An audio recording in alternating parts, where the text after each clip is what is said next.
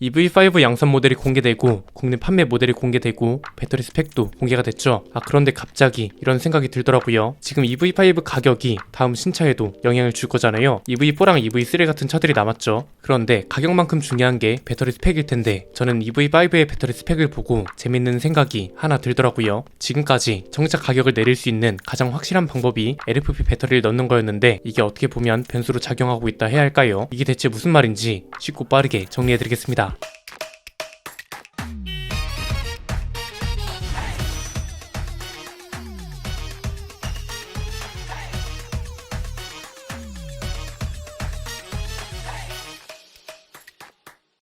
EV5가 공개 자체만으로도 센세이션하다는 건 부정할 수 없는 것 같습니다. 우리 자동차 기업이기 때문에 더욱 그럴 수밖에 없죠. 그냥 우리 기업이 아니었다면 테슬라한테 관심이 훨씬 많이 갔을 텐데 우리 자동차 시장에 가장 많은 영향을 끼치는 게 현대 기아차인 것 또한 부정할 수 없는 게 사실이니까요. EV5의 가장 중요한 포인트는 뭐라고 말씀드렸나요? 국내 판매 가격 그리고 국내에 판매되는 배터리의 종류와 스펙이었습니다. 토리스 전기차랑 똑같은 개념으로 살펴보면 됩니다. 국내 평균 보조금이 800에서 1000만원 정도잖아요. 그런데 롱레인지 모델 국내 판매 가격이 5,700만원대고 스탠다드 모델 가격이 5천만원대라고 하죠. 얼마 전 영상에서 예상 가격을 단순 계산했을 때는 EV6 기준으로 스탠다드랑 롱레인지 모델 시작 가격 차이가 400에서 800만원 정도 하니까 중간쯤인 600만원 정도 차이가 난다고 가정해드렸습니다. 이렇게 되면 스탠다드 모델 시작 가격이 5,100만원 정도 될 거란 거였고, 이러면 이제 보조금까지 생각했을 때 실구매 가격이 4,100만원 정도, 토리스 전기차랑 250에서 300만원 정도밖에 차이가 안 난다는 점도 굉장히 주목할 만한 포인트였습니다. 그리고 무엇보다 중요한 건 뭐다? 배터리 종류였죠. 중국에는 LFP 배터리를 사용하지만 우리나라를 포함해서 중국 외의 다른 해외 시장은 NCM 배터리를 사용한다는 것도 주목할 만한데, 물론 배터리 브랜드가 아직 공개되진 않았습니다. 아마 가격대가 상대적으로 저렴하다 보니 높은 확률로 CATL 배터리가 아닐까 싶긴 합니다. 왜냐면 EV6보다 배터리 용량은 늘어나는데 차 가격 자체는 더 저렴하다고 하니까 배터리 단가를 어떤 방식으로든 낮출 수밖에 없을 거잖아요. 그런데 LFP 배터리가 아니라면 남은 건 배터리 브랜드밖에 없는 거고, 그래서 배터리 브랜드는 CATL이 아닐까 조심스럽게 예측해보는 겁니다. 그런데 이게 토리스 전기차랑 EV5 이야기를 계속하다 보니까 이런 생각도 들더라고요. 어쨌든 기아가 실구매 가격이 4천만원 초반 정도 되는 전기 SUV를 공개했습니다. 이 차는 크기가 스포티지 정도 될 거란 말이죠.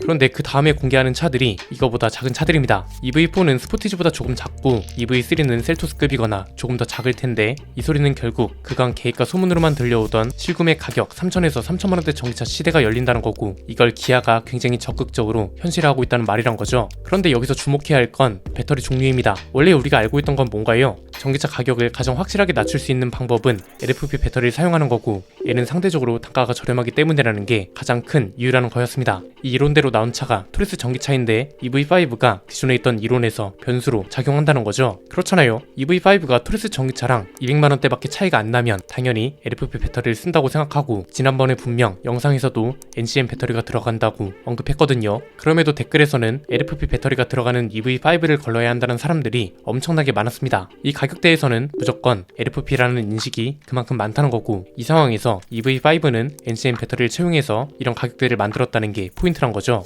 이렇게 되면 새로운 이론으로 된 전망이 서서히 나올 수 있는 겁니다. 기존엔 LFP 배터리로 가격을 낮추는 게 정답이라 했는데, 이제는 이뿐만 아니라 NCM 배터리를 사용하고도 전기차 가격을 낮출 수 있다. 그리고 NCM 배터리 단가를 낮추는 게 오히려 정답일 수 있다. 이런 거겠죠. 문제는 이게 실제로 가능한 건지가 중요한데 우리가 미래를 알 수는 없죠. 다만 현재 주어져 있는 자료를 가지고 어느 정도 추리는 가능합니다. 정리하면 이렇습니다. 크게 세 가지인데요. 첫 번째는 실제로 이게 가능한 거냐? 사실 이론적으로는 불가능에 가깝긴 합니다. 왜냐면 이건 아주 간단한 시장 논리로도 설명이 가능한데, 제품을 만들려면 원재료가 있어야 하고 원재료가 가장 첫 번째 순서이기 때문에 가격과 공급량에서 아주 큰 비중을 차지하기도 합니다. 그런데 배터리 원재료는 고갈될 거라는 게 이미 많이 알려진 사실입니다. 원재료가 귀해지면 당연히 원재료 가격이 오르고, 원재료 가격이 오르면 제품 가격도 오르는 게 당연한 순서입니다. 실제로 리튬 가격 추이를 보면 2021년 1월에 톤당 48,400위안 정도 하던 게 작년 10월 기준으로 545,500위안으로 올랐습니다. 우리 돈으로 치면 1억 700만원 정도 하는 겁니다. 그래서 작년 8월과 올해 8월을 비교해봐도 전기차 배터리 평균 가격이 132달러였던 게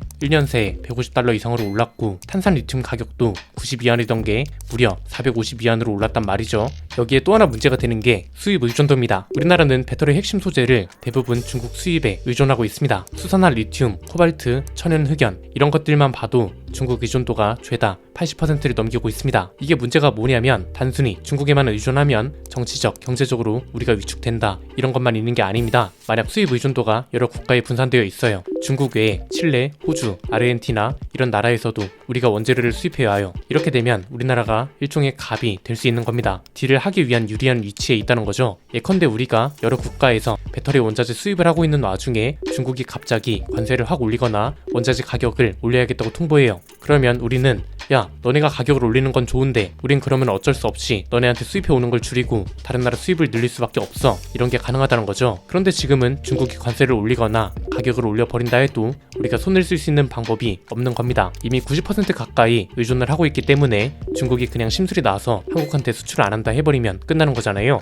그래서 이런 여러 가지 이유로 배터리 단가를 낮춘다는 것 자체가 굉장히 어렵고 이미 주어진 조건 중에 배터리 원자재가 고갈될 거란 것도 사실이기 때문에 배터리 가격이 오르면 올랐지 내리기는 힘든 상황이다 이거죠. 사실 원재료 전망 이런 것까지 안 가도 되는 얘기입니다. 글로벌 전기차 판매량은 계속해서 오를 겁니다. 이렇게 되면 2025년쯤 전기차용 배터리 수요가 공급을 추월해버리는 현상이 발생할 거라고 합니다. 수요와 공급 관계는 경제시장에 가장 기초적으로 배우는 내용입니다. 수요가 너무 많아지면 공급자가 조절을 합니다. 가격을 높여서 수요를 분산시키거나 줄이도록 하는 게 가장 기본적인 이론이기 때문에 수요와 공급 전망만 봐도 배터리 가격은 오를 수밖에 없다는 겁니다. 두 번째는 그럼에도 전기차 가격이 내려갈 수 있는 이유가 뭐냐 이겁니다. 이게 살짝 추세와 방향이 바뀐다고 해야 할지 모르겠는데 나뉘고 있다는 건 확실합니다. LFP를 쓴다는 명분으로 전기차 가격을 내리는 기업이 있고 EV5 같은 차들을 보면 NCM 배터리를 쓰고도 가격을 잡을 수 있다는 걸 보여주는 기업이 있는 거죠. 이렇게 되면 EV3나 레이급 전기차 정도는 아니더라도 EV4까지는 NCM 배터리로도 가격을 잡을 수 있다는 소리가 아닐까 싶습니다. 자, 이렇게 바로 치킨 게임의 서막이 열리는 거죠. 대기업일수록 유리한 시장이 될 거고 이미 지금도 그렇게 되고 있습니다. 그래서 가격을 낮춰도 거대 기업은 큰 타격이 없는 거죠. 전기차 가격을 낮추면 그에 따라 다른 차 가격을 조정한다거나 뒤에서 자세히 살펴보겠지만 자동차 외에 다른 방법으로 줄어든 매출과 영업이익을 메꾸는 거죠. 전기차와 전기차 배터리만 보면 어려울 수 있는데 아예 기업과 시장 논리까지 살펴보면 이해가 된다는 건데 간단합니다. 거대 자동차 기업이 그룹이라는 걸 이루고 이 그룹이 거의 모든 자동차 제조사를 가져가는 겁니다. 대표적인 게 폭스바겐 그룹, GM, 스텔란티스, 현대차 그룹 모두 비슷한 개념이라고 보시면 되고요. 토요타는 완전 그룹화는 아니지만 팀 토요타라는 개념으로 기술과 자본을 공유하고 이런 식으로 그룹화를 이루고 있습니다. 내연기관차 시장하고 비슷합니다. 폭스바겐 그룹도 보면 만약 부가티라는 브랜드가 단독으로 차를 개발하고 팔았다 그럼 금방 망했을 겁니다. 일반 대중 모델을 개발하는 것보다 수십 배는 개발 비용이 더 들어가고 차 가격이 비싸다고 해도 서비스에 들어가는 비용이라던가 수요도 굉장히 제한적입니다. 그런데 폭스바겐 그룹 내에 폭스바겐, 스코다, 세아트, 아우디 이런 브랜드들이 있다 보니까 돈은 이런 브랜드로 벌고 부가티나 람보르기니 같은 브랜드는 브랜드 품위를 지켜나갈 수 있는 거죠. 전기차도 마찬가지입니다. 하이브리드나 내연기관차로 같이 돈을 벌면 전기차만의 리스크가 분산된다 이겁니다.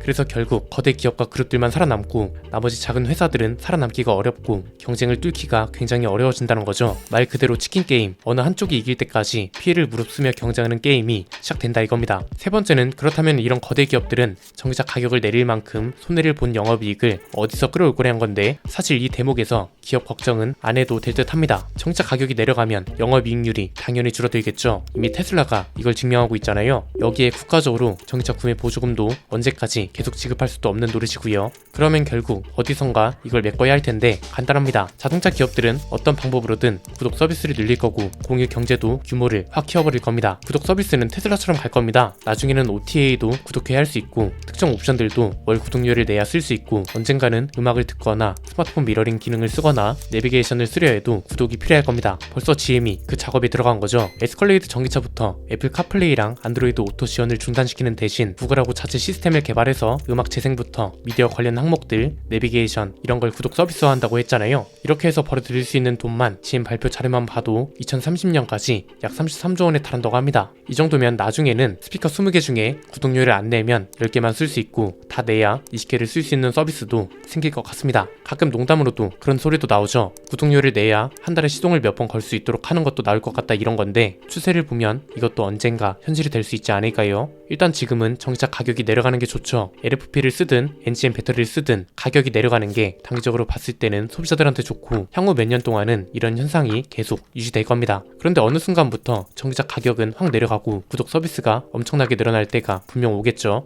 이때까지는 진짜 단순히 자동차를 가격만 보고 사는 게 아니라 휴대폰 개통이나 보험 가입하듯이 따져봐야 할 게 많아질 것 같습니다. 이렇게 된다면 영업사원 없이 자동차를 사는 게 가능할까 싶기도 하고, 아니면 차라리 온라인으로 이런 걸 싹 다 선택하도록 하게 될 수도 있겠죠. 오늘 내용은 여기까지입니다. 내용이 유익하셨다면 구독과 좋아요, 알림 설정 부탁드립니다. 지금까지 저는 안비디였습니다. 감사합니다.